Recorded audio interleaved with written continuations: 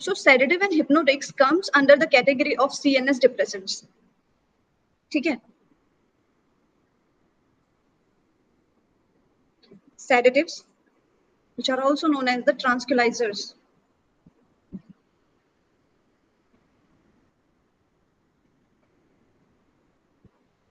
These drugs induces sleep by reducing irritability and anxiety. Okay. Then these are the drugs which have a dose dependent response. Okay. Then comes hypnotics. Hypnotics which induces sleep, also known as the sleeping pills. Okay, they induce the sleep. अब देखो होता क्या है, suppose हमारा कोई भी hypnotic है, ठीक है, हमारा एक हिप्नोटिक है जो कि स्लीप को इंड्यूस करता है, लेकिन सेडेटिव क्या है, जो हमें सिर्फ कामनेस, हल्की थोड़ा एंजाइटी हो रखा है, बहुत वरी है, टेंशन है, तो उसको थोड़ा काम डाउन करने के लिए सेडेटिव्स काम करेंगे, और ज्यादा हमें स्लीप इंड्यूस करवानी है तो हम हिप्नोटिक्स लेंगे. तो यही जो ड्रग्स हैं ये हमारा डोज डिपेंडेंट रिस्पॉन्स शो करते हैं. सपोज हमने एक हिप्नोटिक लिया, अगर हमने उसकी क्या कर दी, अगर हमने उसकी डोज कम कर दी, ठीक है, लो डोज, तो लो डोज पे वो कैसे काम करेगा, एज ए सेडेटिव काम डाउन करेगा, सिर्फ स्लीप इंड्यूस नहीं करेगा. ठीक है, अगर हल्की सी नॉर्मल डोज में लिया, वो हिप्नोटिक है तो वो स्लीप इंड्यूस करेगा. अगर उसकी डोज एक्स्ट्रा और बढ़ा दी हमने, तो वो किसकी तरह काम कर सकता है, it will work as a general anaesthetic, anaesthesia cause कर सकता है. Okay, at high dose. So these drugs have a dose dependent response. अब क्या होता था initially for sedation and hypnotics, उसके लिए हम क्या यूज करते थे, एल्कोहल्स, ओपियम्स, ब्रोमाइड्स, ये सारी चीजें यूज करते थे बेसिकली, जब तक ये हमारे बार्बिटरेट्स और बेंजोडाइजेपिन्स नहीं आए थे. उसके बाद हमारा क्या आया, बार्बिटरेट्स आया सबसे पहले, ठीक है, जिसमें फिनोबार्बिटॉन हमारा प्रिकर्सर था. उसके बाद हमारा देखो, जब अगर हम इनकी क्लासिफिकेशन की बात करें, सेडेटिव्स एंड हिप्नोटिक्स की classification,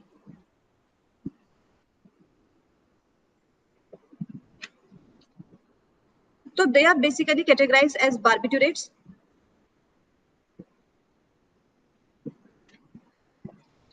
which are further categorized into ultra long acting,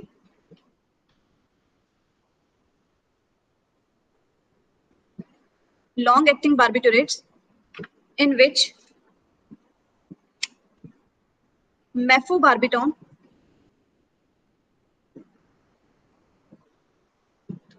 phenobarbital,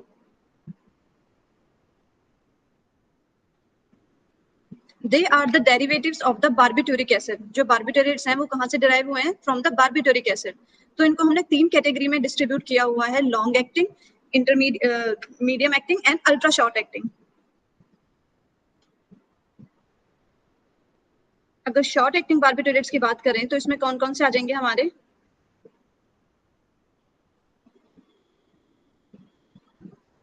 ब्यूटोबार्बिटॉन, सेकोबार्बिटॉन and pentobarbitone. देखो buto means 4, seco means 7 and pento means 5. So 4, 5 and 7 ये हमारे किस में आएंगे, शॉर्ट एक्टिंग बार्बिटरेट्स के अंदर. Then coming to the ultra short acting barbiturates. Ultra short acting में क्या आ जाएगा हमारा, हेक्सोबार्बिटॉन,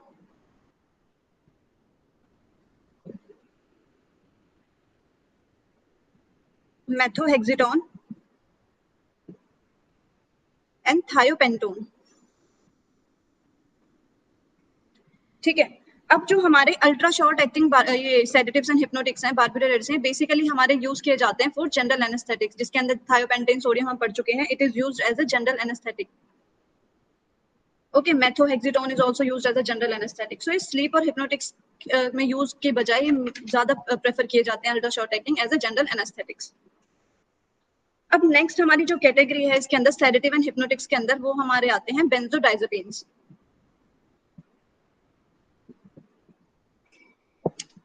बेंजोडाइजेपिन्स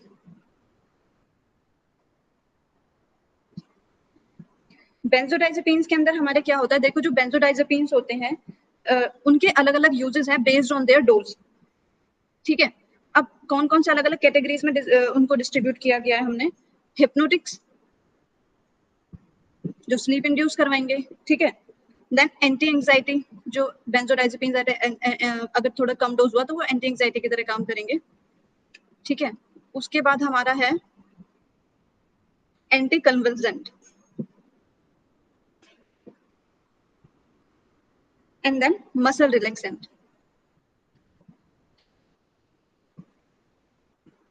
सो हिप्नोटिक्स के अंदर हमारे कौन से बेंजोडाइजेपिन्स आएंगे, यूजुअली जितने भी हमारे बेंजोडाइजेपिन हैं, ठीक है, बेंजोडाइजेपिन के अंदर आप पीछे देखोगे इनकी पहचान क्या होती है, या तो इनके पीछे जोलम लगा हुआ होता है, ठीक है, या फिर जिपाम लाइक डाइजेपाम, लोराजिपाम, क्लोनाजिपाम, ऑक्साजिपाम, तो ये इनकी पहचान होती है। हिप्नोटिक्स के अंदर जितने भी बेंजोडाइजेपिन्स हैं ऑलमोस्ट सभी आ जाएंगे, डाइजेपाम, फ्लोराजिपाम, नाइट्राजिपाम, अल्प्राजोलम, ट्रायाजोलम, मीडाजोलम, ठीक है। और भी अदर कोई बेंजोडाइजेपिन्स है वो भी हमारे सभी as a hypnotic effect produce करेंगे। Then coming to the anti anxiety drug, तो इसके अंदर देखो हम कौन कौन से आ जाएंगे, आप एक ट्रिक यहाँ पे याद कर सकते हो, मैं बाद में बताती हूँ, एक बार अभी मैं ड्रग का लिख देती हूँ फिर हाईलाइट करूंगी अलग पेन से। एंटी एंजाइटी में कौन सा होगा हमारा, diazepam, oxazepam, lorazepam, alprazolam and chlordiazepoxide, ये हमारा होगा anti anxiety benzodiazepines. Now coming to anti convergent benzodiazepines are diazepam, clonazepam, lorazepam, clobazam, okay. Then muscle relaxant, इस पे क्वेश्चन पूछा जाता है कि औरों पे भी पूछा जाएगा लेकिन इस पे भी पूछा जा चुका है क्वेश्चन कि which of the benzodiazepines act as a muscle relaxant, so the only benzodiazepine which act as a muscle relaxant is diazepam, okay. So इसके अंदर देखो आप अगर ट्रिक की हम बात करें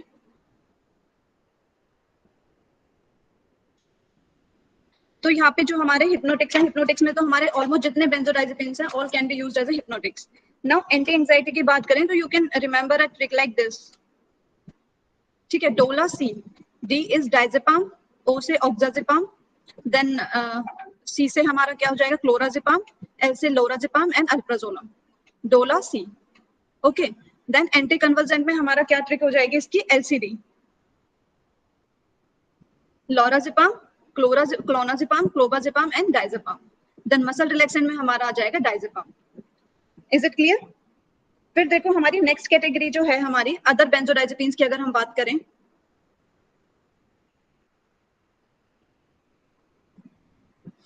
जो हमारी थर्ड कैटेगरी आएगी other benzodiazepines,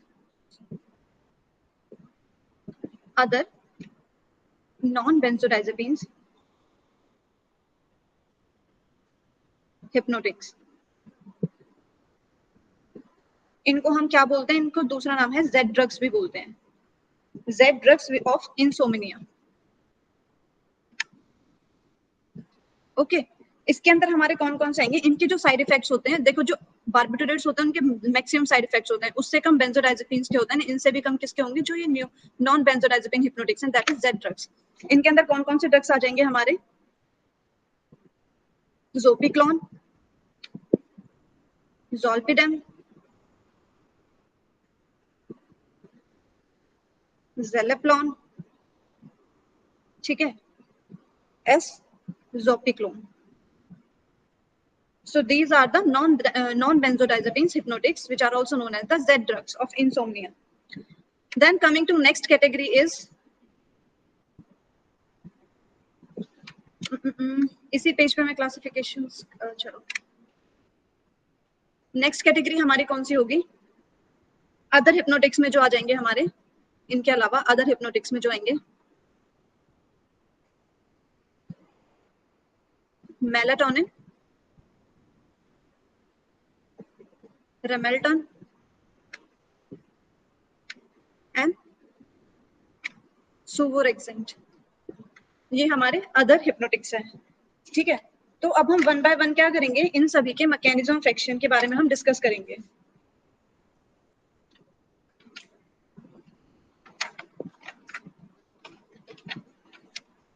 first coming to the benzodiazepines. ठीक है,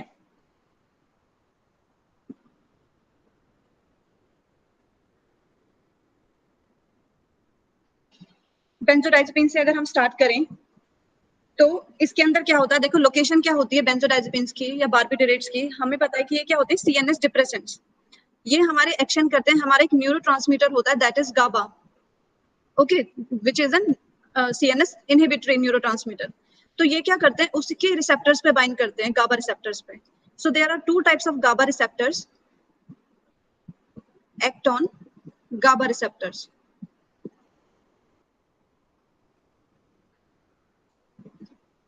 GABA A and GABA B receptors।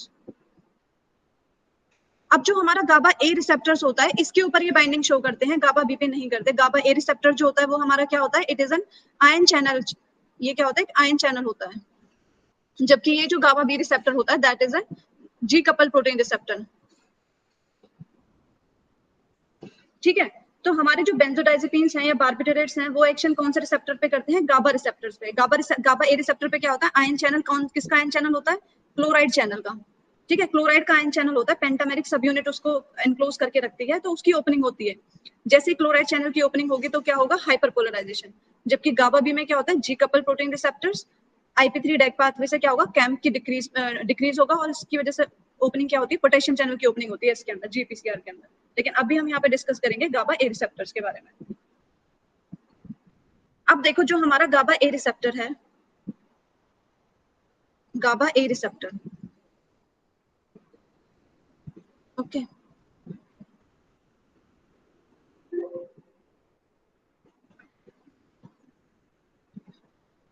Have 5 सब units,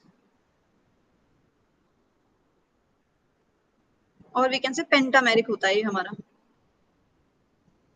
2 alpha 2 beta and 1 gamma. ठीक है,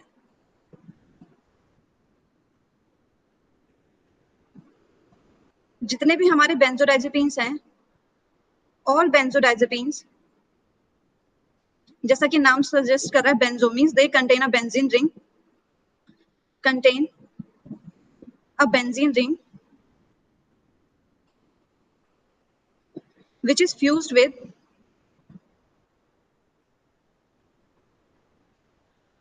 7 membrane diazepine ring, 7 member of diazepine ring। अब देखो यहाँ पे जो हमारी यूनिट होती है, जो इनकी बाइंडिंग साइट होती है, इसके ऊपर भी पेंटामेरिक है ये। देखो अल्फा, अगर मैं इसका डायग्राम बनाऊं आपको, तो हम पहले भी एक बार डिस्कस कर चुके हैं इसका डायग्राम।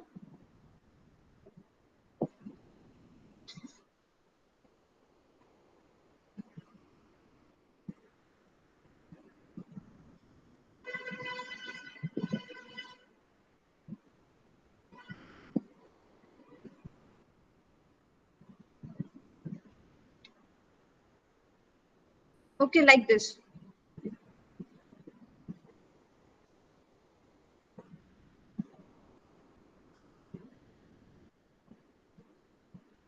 तो ये हमारा क्या है, ये हमारा है ये गाबा रिसेप्टर, जिसके अंदर से ये हमारी यूनिट कौन सी है, बीटा सब यूनिट, ये हमारी है अल्फा सब यूनिट, ये हमारी है बीटा सब यूनिट, ये भी हमारी क्या है, अल्फा सब यूनिट, एंड ये हमारी गामा सब यूनिट। ठीक है, अब देखो ये क्या है, अल्फा गामा इंटरफेस है ना, अल्फा गामा इंटरफेस है, ये अल्फा बीटा इंटरफेस है, या बीटा साइट है। तो जो हमारा एक्चुअल जो गाबा न्यूरोट्रांसमीटर होता है वो बाइंडिंग इसमें से पेंटामेरिक इस यूनिट्स में से कौन सी यूनिट पे शो करता है, यहाँ पे ये वाली जो गाबा होता है वो हमारा कहाँ बाइंडिंग शो करेगा, इधर बीटा सब यूनिट पे। जो बेंजोडाइजेपिन्स हैं, बेंजोडाइजेपिन्स अपना मैकेनिज्म ऑफ एक्शन कहाँ शो करेंगे, कौन सी साइट पे बाइंड करेंगे, दे बाइंड एट द अल्फा और गामा इंटरफेस। ठीक है, अगर ऑप्शन में अल्फा गामा इंटरफेस आ जाए तो हमें वो पिक करना है, otherwise if there is like alpha beta gamma या फिर कहाँ पे, तो हम किस को प्रेफरेंस देंगे, अल्फा सब यूनिट को। वो कहाँ पे बाइंडिंग शो करेंगे अपनी, ये रहा, बेंजोडाइजेपिन कहाँ बाइंड करेगा, अल्फा एंड गामा इंटरफेस पे।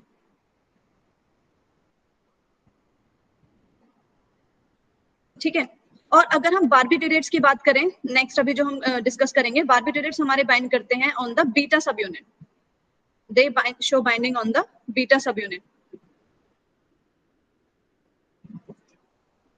तो देखो होता क्या है, जैसे ही हमारे बेंजोडाइजेपिन है, सपोज कर लेते हैं कि डायजेपाम है, जैसे ही वो इस पे बाइंड करेगा, वो क्या करते हैं, इनका एक्शन होता है, they have the GABA facilitatory action, GABA facilitatory action,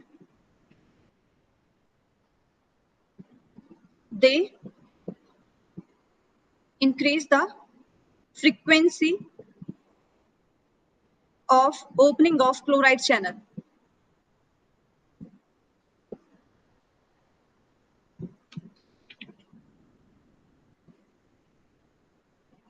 Bind to alpha subunit on alpha and gamma interface. Okay. अब देखो गाबा, इसमें इसका क्या मतलब है, they increase the frequency of the opening of the chloride channel. Frequency का मतलब क्या है कि जैसे ये बाइंड करेंगे ना हमारे रिसेप्टर से, तो ये क्या करेंगे, जैसे जो बाइंडिंग है गाबा रिसेप्टर की अपने उससे रिसेप्टर से, वो क्या होगी, देखो एक बार क्या होगा, ओपन होगा, फिर बंद होगा, फिर से ओपन होगा, फिर बंद होगा, फिर ओपन होगा, फिर बंद होगा। तो ये फ्रीक्वेंसी है ना, ओपन क्लोज, ये जो होगी इंक्रीज कर देगा, बार बार ओपन करवाएगा, बार बार। तो इसीलिए कहा गया है कि they increase the frequency of the opening of the chloride channel. जबकि अभी हम डिस्कस करेंगे जो बार्बिट्यूरेट्स होते हैं, वो क्या करते हैं, they increase the duration of opening of the chloride channel. वो क्लोराइड चैनल को लंबे समय तक ओपन मतलब ओपन क्लोज नहीं होंगे, ओपन रहने देंगे काफी टाइम के लिए, तो जिसकी वजह से हमें टॉक्सिसिटी भी देखने को मिल सकती है। ठीक है, वो ज्यादा टॉक्सिक होते हैं। तो ये होता है इनका mechanism of action, they bind to the alpha sub unit of the GABA A receptors and after binding to that what happens, क्या होता है, हमारा गाबा फैसिलिटेटरी एक्शन होता है। जैसे ही गाबा बाइंड करता है, तो हमारे क्लोराइड चैनल जो होते हैं, क्लोराइड चैनल की क्या होती है, opening.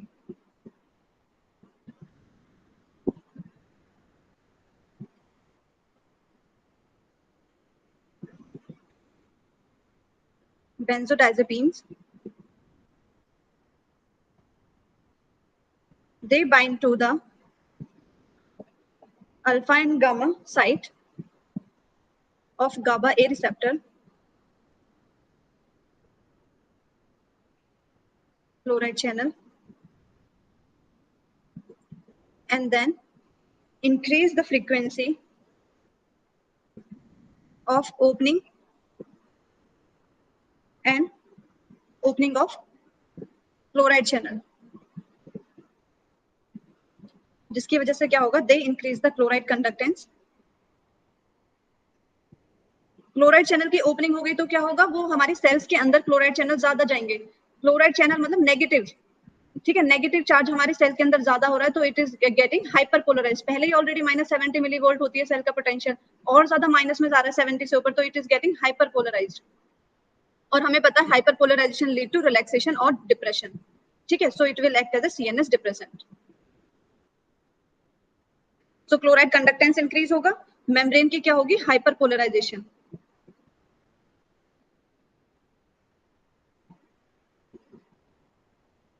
and which will lead to sedation. Is it clear? अब देखो यहाँ पे भी जो हमने मैकेनिज्म ऑफ एक्शन डिस्कस किया है बेंजोडाइजेपिन का, यहाँ पे जो बेंजोडाइजेपिन का एंटागोनिस्ट होता है एक, ठीक है, एंटागोनिस्ट क्या होता है बेंजोडाइजेपिन का, suppose if someone has the benzodiazepine poisoning, तो उस केस में हम कौन सी ड्रग देंगे जो सिलेक्टिव बेंजोडाइजेपिन एंटागोनिस्ट है, that is flumazenil. Flumazenil is an competitive antagonist of the benzodiazepines. Is it clear? Then coming some important points related to benzodiazepines are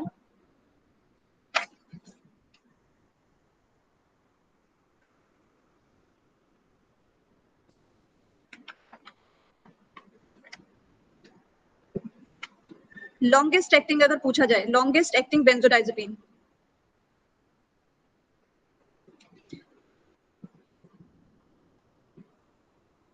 longest acting benzodiazepine अगर पूछा जाए तो that is flurazepam. Okay, and if अगर पूछा जाए shortest acting benzodiazepine, that is midazolam.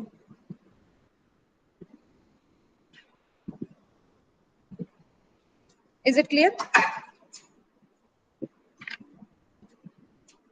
So some other points include they show the GABA facilitatory action, that is they potentiate the inhibitory effect of GABA, that is no mimetic effect, only facilitatory effect.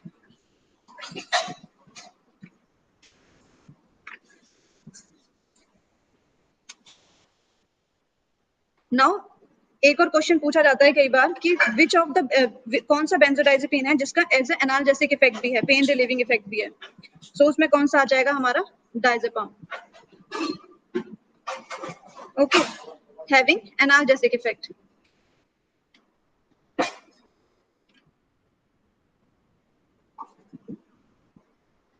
And flumazenil is used in a benzodiazepine poisoning.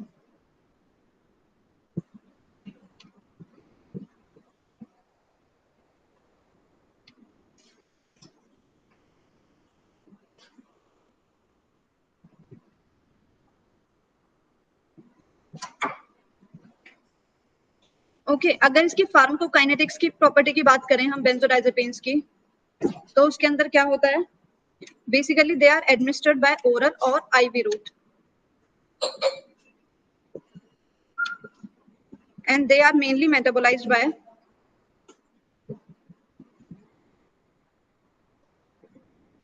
the cytochrome enzymes, microsomal enzymes which are present in liver, CYP3A4. Okay, basically by dealkylation and hydroxylation. ये इनका होता है हमारा pharmacokinetics, metabolism. Okay,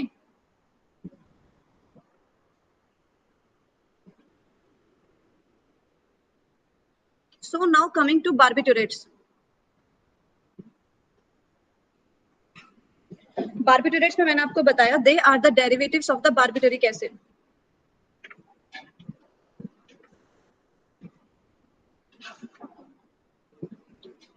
Derivatives of the barbituric acid, which is also known as malonyl urea. They have the GABA mimetic effect.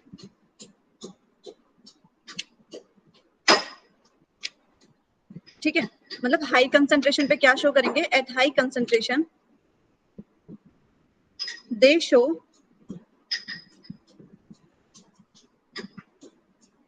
GABA mimetic effect, that is वो क्या करेंगे? Directly chloride channel को open कर देंगे अगर हमने इनकी ज्यादा कंसंट्रेशन दे दी तो.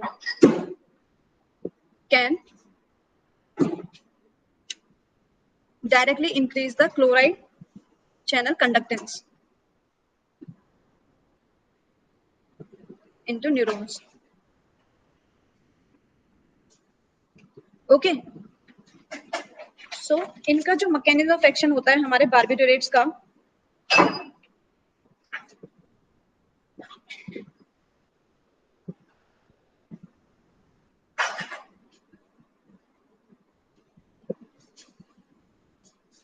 सेम वही जो हमने रिसेप्टर्स बनाया था पीछे, ठीक है, उसी पे मैं आपको पहले एक बार एक्सप्लेन कर चुकी हूँ. ये क्या करेंगे? बार्बिटोरेट्स हमारी बीटा सब यूनिट पे बाइंड करेंगे.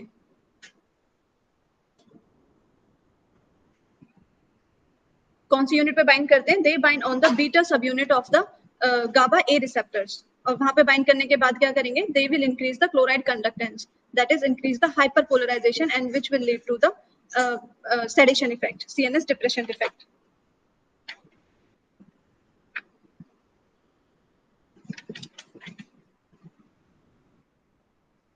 So benzodiazepines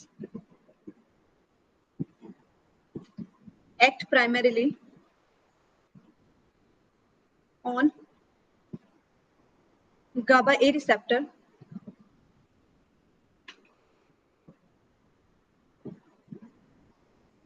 chloride channel complex.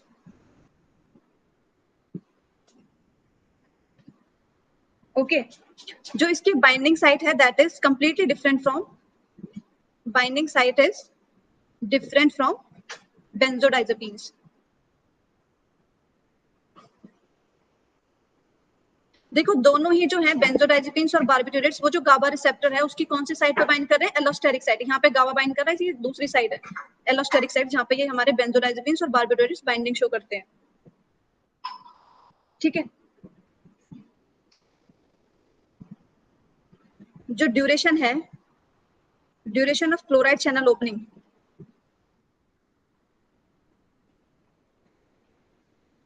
is increased.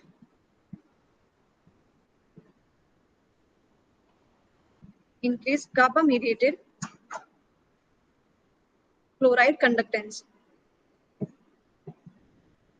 Membrane hyperpolarization.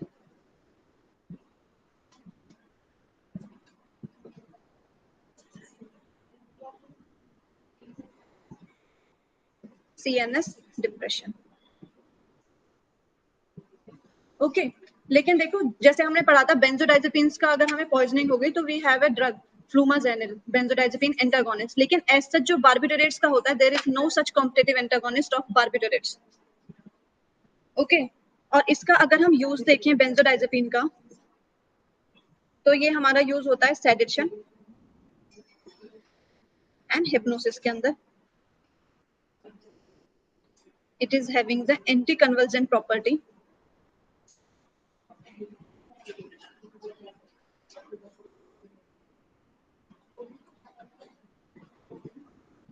ठीक है. Anti anxiety property. Used as a general anaesthetic. कौन कौन से यूज होते हैं बार्बिटूरेट्स जनरल एनेस्थेटिक के तौर पे? Thiopentone and मेथोहेक्सेटोन.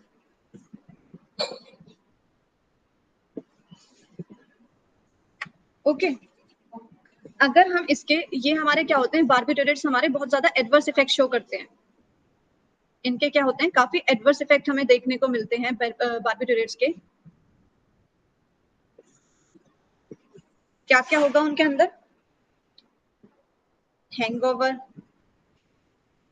मेंटल कंफ्यूजन,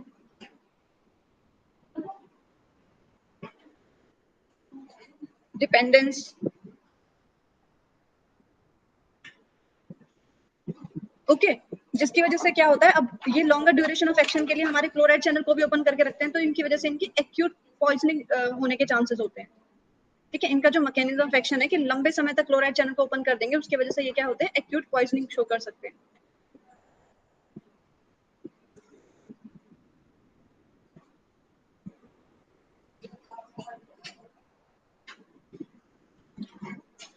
अब यहाँ पे हमारा बार्बिटूरेट्स का एक इंपॉर्टेंट ड्रग है जो जिससे क्वेश्चन काफी पूछे जाते हैं that is thiopentone.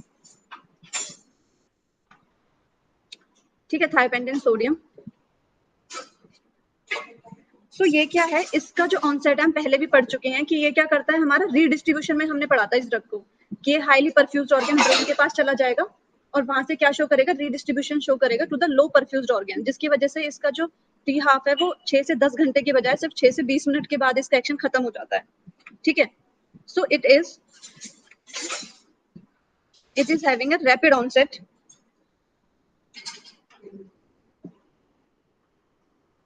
Rapid onset, short duration,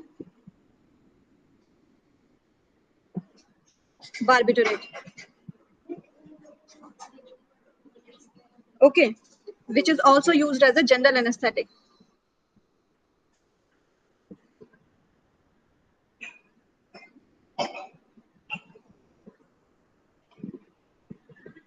It comes under the ultra short acting barbiturate. Basically हमें आईवी रूट से दिया जाता है. इसका जो ऑनसेट होता है एक्शन का, ऑनसेट ऑफ एक्शन जो हमें प्रोड्यूस होता है विद इन 20 सेकेंड्स. ठीक है, विद इन 20 सेकेंड्स के अंदर हमें एक्शन इसका एनेस्थीसिया कॉज कर देता है। एंड इसका जो एक्शन जो इसका लास्ट होता है, ठीक है, एक्शन लास्ट इन आफ्टर लगभग 20 मिनट, ठीक है, 10 से 20 मिनट के बाद इसका एक्शन खत्म हो जाता है, बल्कि और कम ही टाइम में।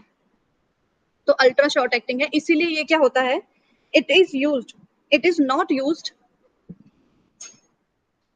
For maintenance of anaesthesia,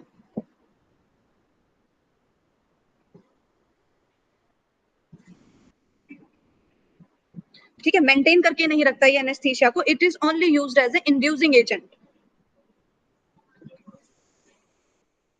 it is used as inducing agent. Anaesthesia induce कर देता है ये, लेकिन मेंटेन करने के लिए हमें दूसरा ड्रग डोज इंक्रीज करनी पड़ेगी, मेंटेन करने के लिए लंबे समय तक अगर हमें एनेस्थीसिया चाहिए तो, ठीक है। So this was about our sodium thiopentone sodium, जहां से काफी क्वेश्चंस बनते हैं।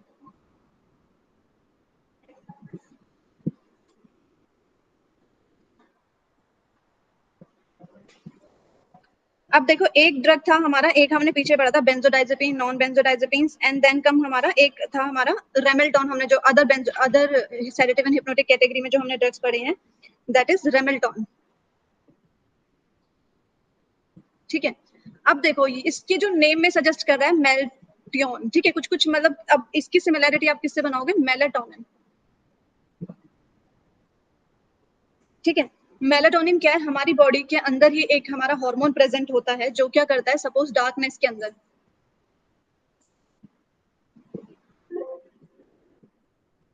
ठीक है, जैसे ही रात होती है, ये क्या करता है, हमारी बॉडी में पीनियल ग्लैंड प्रेजेंट होती है, और उस पीनियल ग्लैंड से क्या सिक्रीट होता है, मेलाटोनिन हार्मोन, ओके।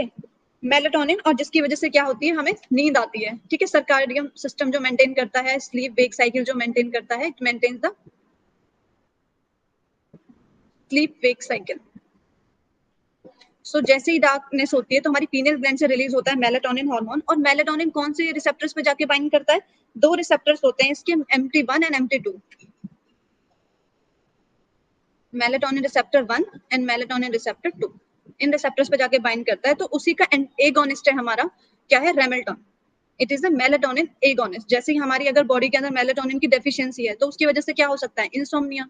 तो हमें क्या करना है, मेलाटोनिन की हमें एगोनिस्ट देना पड़ेगा उसकी इंक्रीज करवाने के लिए, उसका मैकेनिज्म ऑफ एक्शन। तो हम मेलाटोनिन रेमेल्टोन देते हैं, और भी जो अदर ड्रग्स है रेमेल्टोन के अलावा 2-3 ड्रग्स और हैं, दैट इज एगोमेल्टियन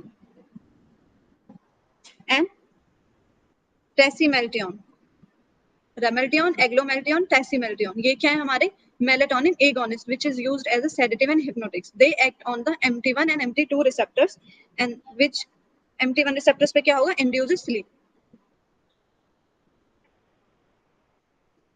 ठीक है, maintains the circadian rhythm.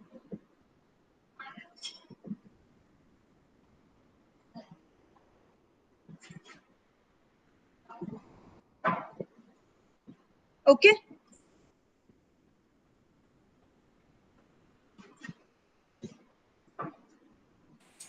अब देखो, उसके बाद हमारी जो एक अलग कैटेगरी है, कुछ हमारे रिसेप्टर्स होते हैं, ठीक है। गाबा पे अगर हम कुछ एगोनिस्ट और एंटागोनिस्ट ड्रग्स की बात करें, तो उसके अंदर एक सेकेंड, ये है हमारा GABA A receptor. Excuse me ma'am. Yes ma'am, एक बार लास्ट स्लाइड दिखा सकते हैं क्या? हाँ हाँ बिल्कुल, ये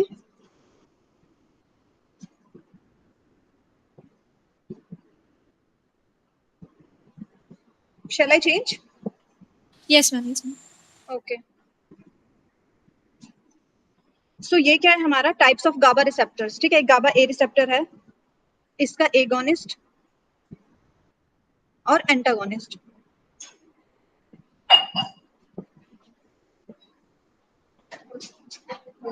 गाबा ए रिसेप्टर क्या है हमारा,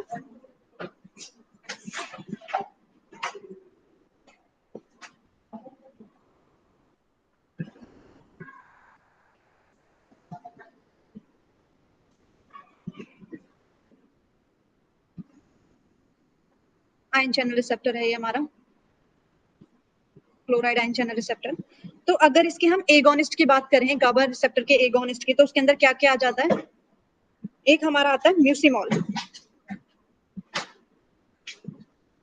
which is agonist at GABA site. Then next is beta carbolin, which is an inverse agonist. ये हमारा agonist नहीं, inverse agonist, in opposite direction में action show करेगा, ठीक है? It is an inverse agonist at GABA site. Then coming to benzodiazepam.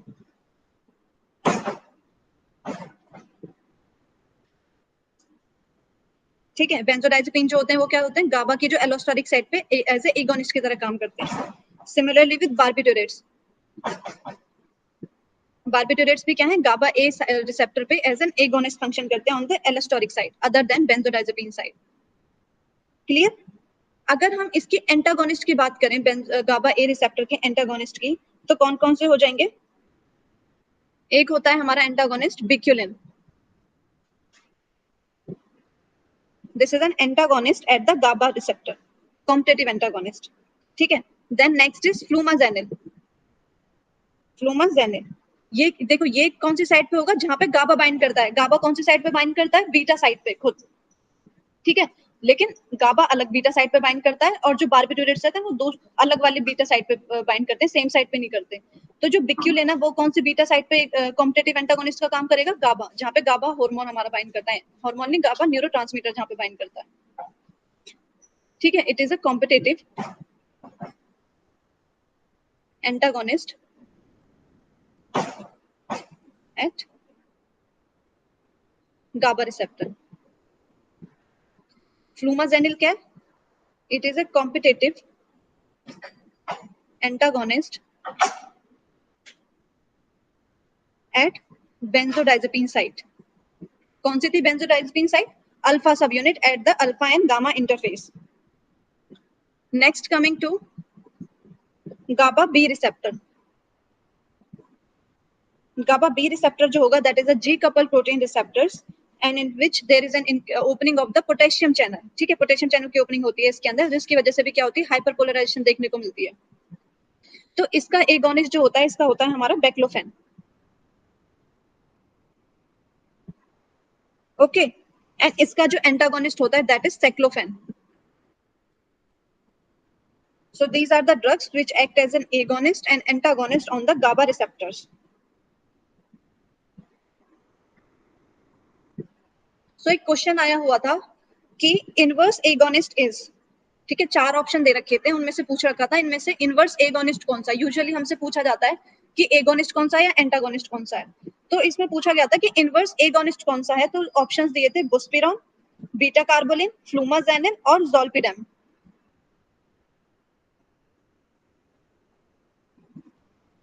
सो अभी मैंने बताया आपको इनवर्स एगोनिस्ट क्या होगा हमारा? बीटा कार्बोलिन।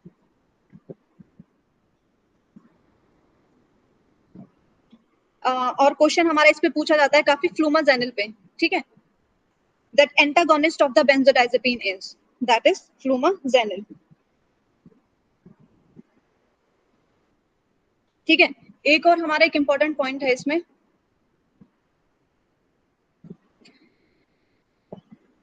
ऑलमोस्ट हमने भी डिस्कस किया था कि ये जो मेटाबोलाइज होते हैं बेंजोडाइजेपिन्स, हमारे लीवर में जो साइटोक्रोम एंजाइम्स होते हैं CYP3A4 वो मेटाबोलाइज करते हैं। लेकिन उनके अंदर भी हमारा क्या होता है? अदर ड्रग में हमारा ऑक्साजिपाम, ऑक्साजिपाम, ठीक है? It is not metabolise. ये हमारा क्या होता है? ये हमारा लीवर से मेटाबोलाइज नहीं होता।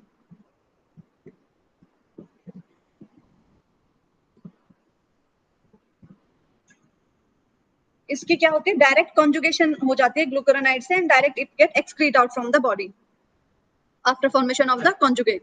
सो it is not metabolise by the liver. तो अगर हमसे बोला जाए कि भाई किसी के लीवर डैमेज हो रखा है, तो उस केस में कौन सा बेंजोडाइजेपिन सेफ होगा? तो अदर जो बेंजोडाइजेपिन है maximum they are metabolize by liver. So अगर लीवर खराब होगा तो टॉक्सिसिटी हो सकती है। तो उस केस में हम कौन सा प्रेफर करेंगे? Oxazepam, which is not metabolise by liver. It is a short to intermediate acting benzodiazepine.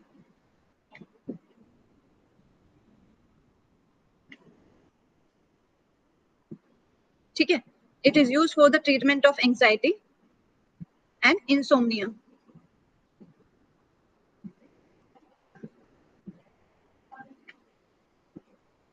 ऑक्साजिपाम किसका मेटाबोलाइट होता है? Oxazepam is a metabolite of diazepam.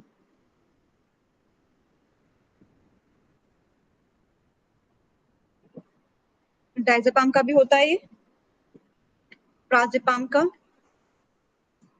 And टीमाजिपाम का भी, लेकिन मेनली हमें क्वेश्चन पूछा जाता है डायजेपाम का. It is also a metabolite of the diazepam, having the anxiolytic, anticonvulsant, hypnotic and sedative property. तो हमारा ऑक्साजिपाम के साथ जो अदर एक दो ड्रग्स और हैं, ऑक्साजिपाम हो गया हमारा, और हमारा है लोराजिपाम एंड टीमाजिपाम. ठीक है, ये जो ड्रग्स हैं हमारे, ये शॉर्ट एक्टिंग है and they can be used in the liver failure. ठीक है, these are short acting, can be used in liver failure,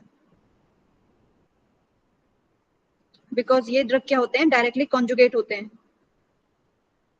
directly conjugated without metabolism.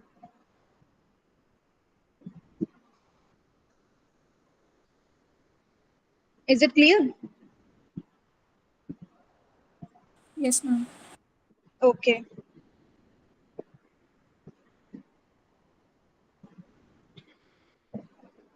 देखो हमने जो पढ़ा था ना पीछे, अदर जो बेंजोडाइजेपिन्स के अंदर ज़ोलपेडेम, ज़ोपिक्लोम, वो भी हमारे कौन से बेंजोडाइजेपिन साइट पे जाके बाइंडिंग शो करते हैं और सेम इफेक्ट शो करते हैं, लेकिन उनका क्या है, वो उनका जो साइड इफेक्ट्स होते हैं वो बहुत कम होते हैं as compare to benzodiazepines. Benzodiazepines में क्या होते हैं, जैसे सपोज किसी को एंग्जाइटी है, ठीक है, टेंशन है, काफी स्ट्रेस है, तो बेंजोडाइजेपिन क्या स्लीप इंड्यूस करा सकते हैं. ठीक है, थोड़ा इफेक्ट उनका ज्यादा होता है, लेकिन जबकि ज़ोलपेडेम, ज़ोपिक्लोम, जेड ड्रग जो है उनके बहुत कम साइड इफेक्ट्स हैं, वो सिर्फ हमारा एंग्जाइटी है उसको रिलीव करेंगे विदाउट इंड्यूसिंग स्लीप. ठीक है, विदाउट एंटीकन्वल्सेंट और any other property. So they stimulate the receptor by binding to the subunit of benzodiazepine. ठीक है, they are used in the, जो हमारा ज़ोलपेडेम है, ज़ोपिक्लोन या ज़ोलपेडेम, सभी का एक ही है मैकेनिज्म ऑफ एक्शन. ये स्टिमुलेट करते हैं रिसेप्टर को by binding to benzodiazepine site of GABA receptor. ठीक है,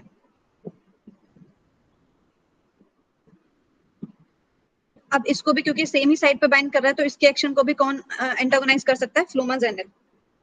flumazenil blocks the depressant action of ज़ोलपेडेम.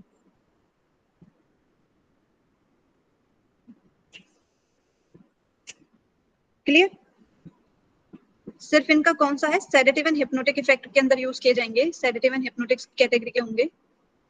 इनका कोई अदर इफेक्ट नहीं होगा, डोज डिपेंडेंट, जैसे एंटी कन्वल्सेंट हो गया, ठीक है, मसल रिलैक्सेंट हो गया, ऐसे अदर कोई फंक्शन नहीं होगा, only sedative and hypnotic effect होगा. And no anti convulsant, muscle relaxant, मतलब बहुत स्पेसिफिक एक्शन है इनका.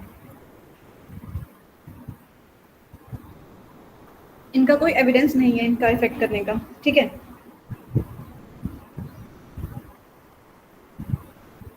तो देखो हमारा एक क्वेश्चन पूछा गया था कि drugs facilitating GABA without anti convulsant and muscle relaxant property and no effect on sleep. जिनका स्लीप पे कोई इफेक्ट ना हो, ना ही वो एंटी कन्वल्सेंट प्रॉपर्टी शो कर रहे हैं, ना ही वो मसल रिलैक्सेंट है, but they are facilitating GABA receptor. तो उनमें से हमारा ऑप्शन दे रखे थे डायजेपाम, ज़ोलपेडेम, फिनोबार्बिटोन, सेकोबार्बिटोन. तो उनमें से आंसर क्या हो जाएगा हमारा, ज़ोलपेडेम. ठीक है, because they don't show any muscle relaxant और एंटी कन्वल्सेंट प्रॉपर्टी. अब देखो एक क्वेश्चन पूछा जाता है हमारा यहाँ पे, एक ड्रग है जिसको हम बोलते हैं डेट रेप ड्रग. ठीक है, तो ये हमारा होता है डेट रेप ड्रग की अगर हम बात करें,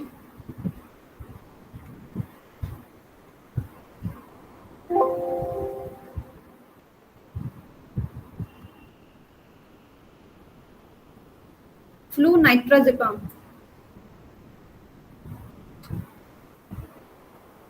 फ्लूनाइट्राज़ेपाम क्या है? It is a benzodiazepine.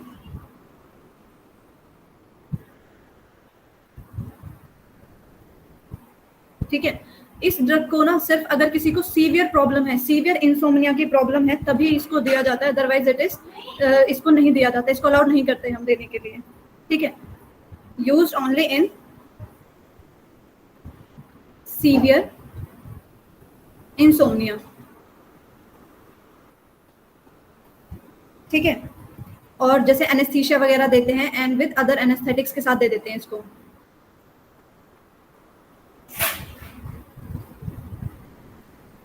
General anaesthesia किसे कॉज करना है तो तब हम इसको दे देते हैं, अदरवाइज अगर इंसोम्निया की किसी को प्रॉब्लम है तो अगर प्रॉब्लम बहुत सीवियर है तब इसको देंगे, अदरवाइज नो। ठीक है, इसको सिर्फ शॉर्ट टर्म बेसिस पे दिया जाता है जिनको क्रॉनिक प्रॉब्लम होगी। It is referred to as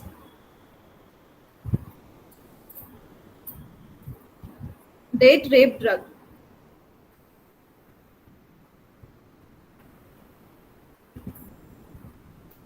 इसके एडवर्स इफेक्ट क्या होंगे?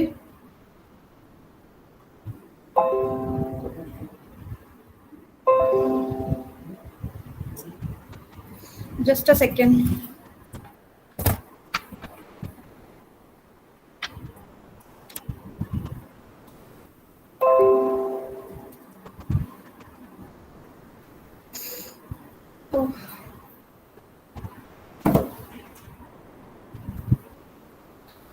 इसका एडवर्स इफेक्ट क्या होगा हमारा? It causes dependence, withdrawal symptoms. ठीक है, डिपेंडेंस कैसा होगा? Both physical and psychological, and psychological dependence हो जाता है इस ड्रग से। अब देखो इसको क्यों कहा गया it is a date rape drug. ये क्या होता है ड्रग, अगर ये क्या होता है, इसकी ना हाई वाटर सॉल्युबिलिटी होती है, हाईली वाटर सॉल्युबल। ठीक है, इस ड्रग को क्या करते हैं, जैसे कि सपोज हमारा पानी कोई भी ग्लास वगैरह है, ठीक है, ड्रिंक वगैरह है, इसके अंदर अगर हम इसे ड्रग को दें तो ये बहुत इजीली सॉल्युबलाइज होगा पानी में, विद इन सेकेंड्स के अंदर घुल जाता है और कोई कलर या फिर ऐसे पता भी नहीं चलता कि इसमें कुछ मिलाया हुआ है। ठीक है, तो हमें इजीली अगर हम ये किसी को दें तो इससे क्या होता है, हमें वी डोंट रियलाइज, हमें पता होता है क्या चीज हो रही है लेकिन we are unable to react. ठीक है, कोई रिएक्शन हम नहीं कर पाते, सेंसेस लॉस कर देते हैं एक तरह से। ठीक है, so that's why it is known as the rape date drug, that is flunitrazepam. तो क्वेश्चन पूछा गया था, the following benzodiazepines is abused for date rape. तो कौन सा होगा? ऑप्शन दे रखे थे, flunitrazepam, flurazepam, lorazepam and diazepam. So answer is flunitrazepam. Next question पूछा गया था, which of the following is melatonin receptor agonist? Flunitrazepam, suvorexant, ramelteon और डायज़ेपाम।